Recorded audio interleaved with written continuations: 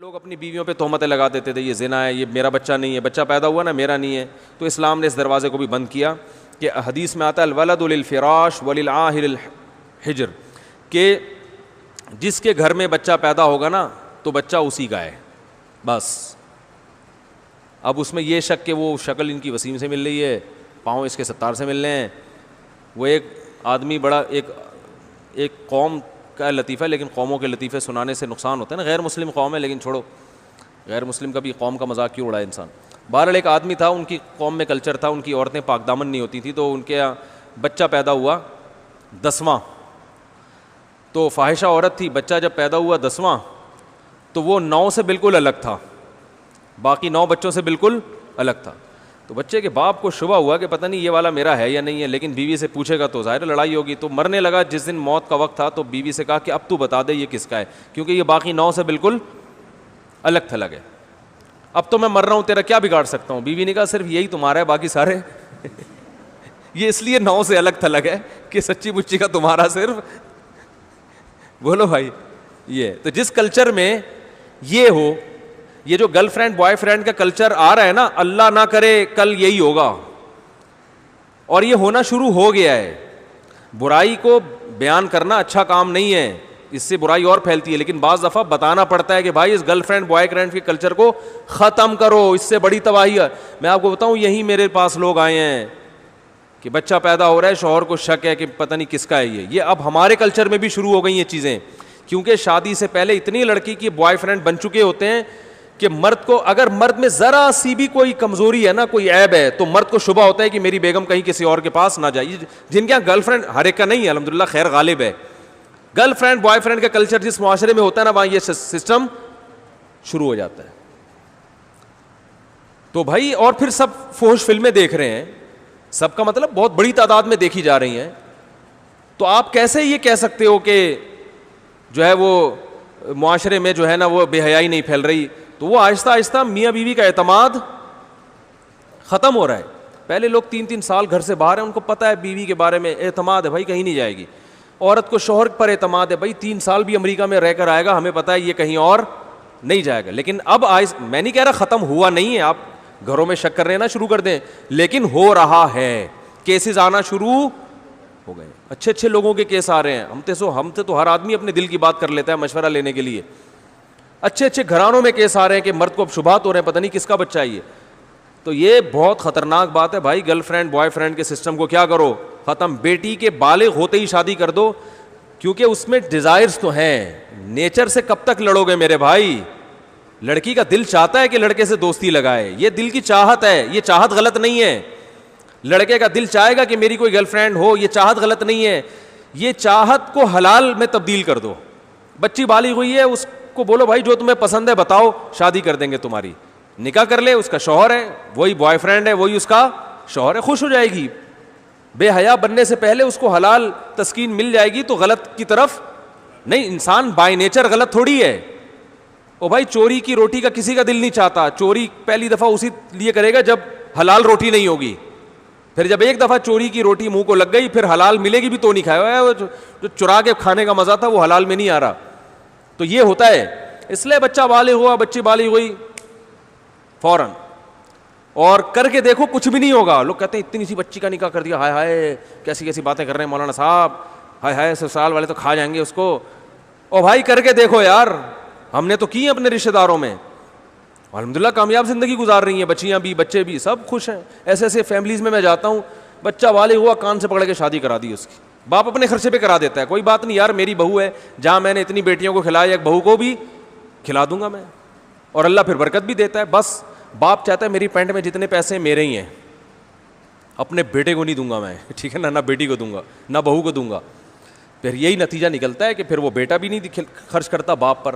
او بھائی، رشتہ داروں میں سب کی آمدن، بولو بھائی، سب کے لیے، سب مل جل کے کھائیں. پٹھانوں میں دیکھو کیا ہوتا ہے، کوئٹہ میں اور ادھر، بڑا بھائی اپنے چھوٹے بھائیوں کی شادیاں اپنے خرچے پہ کر رہا ہوتا ہے. یہاں باپ نہیں کر رہا ہوتا، یہاں ابا نہیں کر رہے ہوتے، وہاں بڑے بھائی کر رہا ہوتا ہے کہ چھوٹے ایک کما رہا ہے تو چھوٹے بھائیوں کی بھی شادیاں، چل بھائی بسم اللہ، ٹھیک ہے نا. خوش ہیں سارے، اکٹھے رہ کے کھا رہے ہوتے ہیں.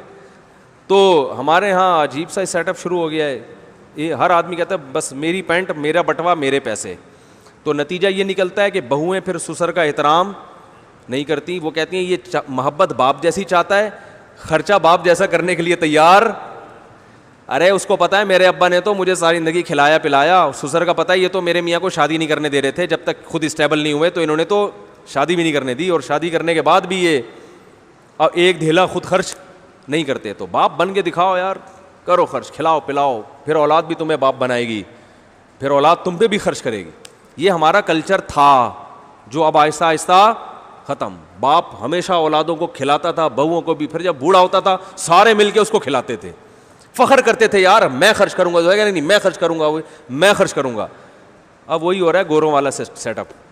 ابا کہہ رہے میری پینٹ میرے پیسے, ٹھیک ہے نا, بہو اپنا کما کے الگ کھا رہی ہے, میاں اپنا کما کے, بولتا کیوں نہیں بھائی الگ کھا رہے ہیں, تو نہ بہن پہ خرچ کر رہے ہیں نہ بہن بھائی پہ خرچ کر رہی ہے, بس تھوڑا سا وہ وائپر پہ جو آتا ہے نا, وہ گاڑی کے شیشہ صاف کرتا ہے اس کو 5 روپے, یہ صدقہ خیرات چل رہا ہے مارکیٹ میں, وہ جو آتا ہے نا وائپر کو صاف کیا, یہ لے 5 روپے, اور وہ بھی بلا کو ٹالنے کے لیے.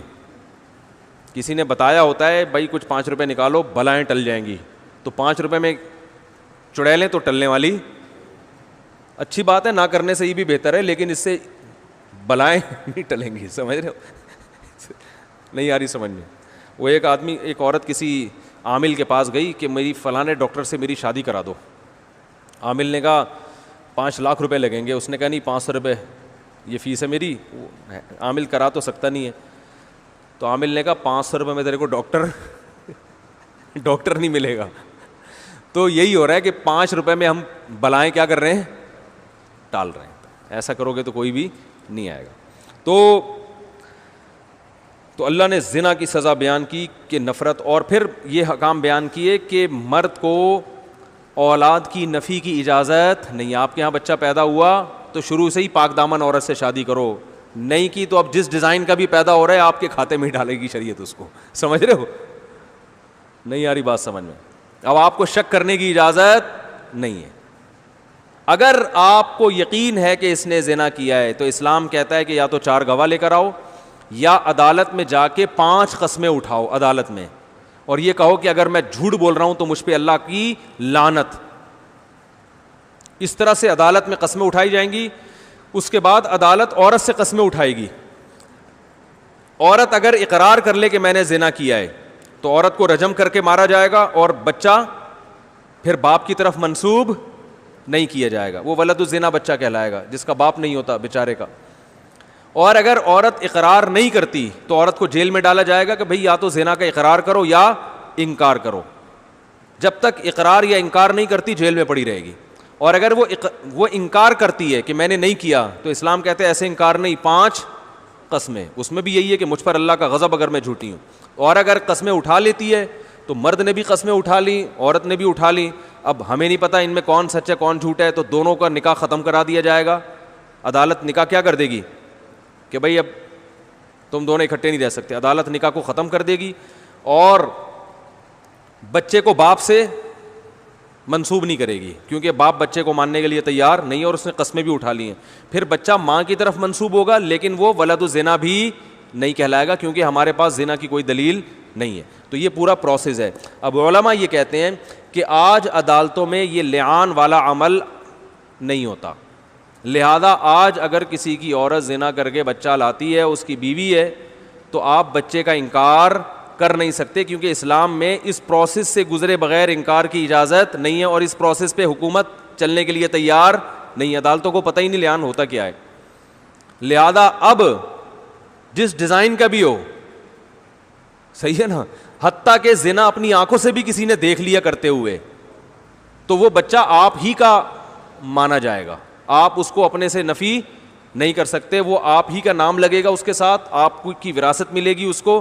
آپ 100 دفعہ کہہ دو کہ یہ میرا نہیں ہے, تو سوائے اس کے کہ اس پر آپ کو حد جاری کی جائے, سزا دی جائے, اس کے علاوہ بولو بھائی نہیں ہے. تو پہلے تو یہ آپشن تھا, اب یہ آپشن بھی نہیں ہے. تو اس لیے پہلے سے ہی انسان احتیاط کرے, نکاح جب بھی کرے پاک دامن عورت سے کرے, تاکہ اس قسم کی ٹینشنوں کی نوبت, ارے بول لو نا یار, نہیں آئے. پاک دامن عورت سے نکاح کرو بھائی, جو گھریلو عورت ہے گھر سے ادھر آ گئی. جی ہاں, ہاں اس کے لیے بھی آئے تھے قرآن مجید میں. اور یہ بھی ذہن میں رکھو کہ یہ تو میں نے ایک محض ایک مزاح کے میں لطیفہ سنا دیا, 10واں بچہ پرانے 9 سے ذرا مختلف ڈیزائن کا تھا. اسلام میں بچہ کسی بھی شکل کا ہو, نبی صلی اللہ علیہ وسلم کے پاس ایک کیس آیا کہ وہ صحابی کہہ رہے تھے یہ بچہ تو مجھ سے ملتا نہیں ہے, تو آپ نے فرمایا کیا تمہارے اونٹوں میں چتکبرا اونٹ پیدا ہوتا ہے؟ انہوں نے فرمایا ہاں. فرمایا حالانکہ نہ اونٹ کا باپ چتکبرا ہوتا ہے اور نہ ماں, تو یہ کیسے پیدا ہو گیا؟ انہوں نے کہا کوئی باپ دادا میں گزرا ہوتا ہے. تو آپ نے فرمایا ایسے انسانوں میں بھی ممکن ہے کہ بھائی بعض دفعہ دادا پہ شکل چلی جاتی ہے, بعض دفعہ پر دادا پہ. اب میاں کے بال بھی سلکی ہیں, بیوی کے بال بھی سلکی, بچے کے بال گھونگھریالے, تو شکی آدمی خام خواہ میں بیٹھ کے شک کر رہا ہوتا ہے کہ یار اسی وجہ سے میں اپنی بیگم کو افریقہ نہیں لے جانا چاہ رہا تھا. شک آدمی اس طرح کرتا ہے نا. تو حدیث میں کیا سکھایا ہے بھائی؟ شک کرنے کی اجازت نہیں ہے, ہو سکتا ہے باپ دادا میں کوئی گزرا ہو.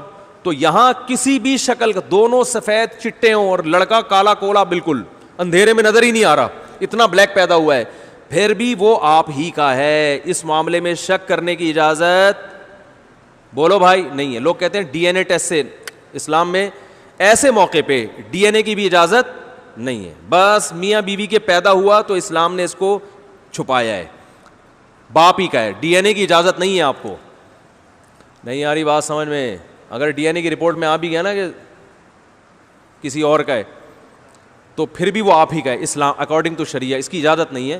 اس میں حکمتیں ہیں, مصلحتیں ہیں, اس لیے کہ اسلام نے کہا بھائی زنا کی تہمت لگاؤ گے تو آسانی سے نہیں, کیونکہ یہ اگر کہہ دیا میرا نہیں ہے اس کا مطلب تمہاری بیوی نے زنا کیا ہے. بیوی نے زنا کا مطلب تم اس کو بدکار کہہ رہے ہو, بدکار کہہ رہے ہو تو پھر جاؤ عدالت میں جا کے 5 قسمیں اٹھاؤ. ایسے ہی نہیں کہہ سکتے کسی کو آپ. اور ہمارے یہاں دیکھو بات بات پہ زنا کے الزامات لگتے ہیں کہ نہیں لگتے؟ تو زنا کا الزام لگانا اسلام میں آسان کام نہیں ہے, اس لیے اپنی زبان کو لگام دیا کریں. بات بات پر وہ زانی ہے, وہ یوں ہے, وہ فلانا ہے, اس نے یہ کیا, تو بھائی اس پہ 4 گواہ ہونے چاہیے, نہیں تو الٹا شریعت کہتی ہے اس کو چترول لگاؤ اگر 4 گواہ نہیں ہے تو. ہو گیا بس, چلیں.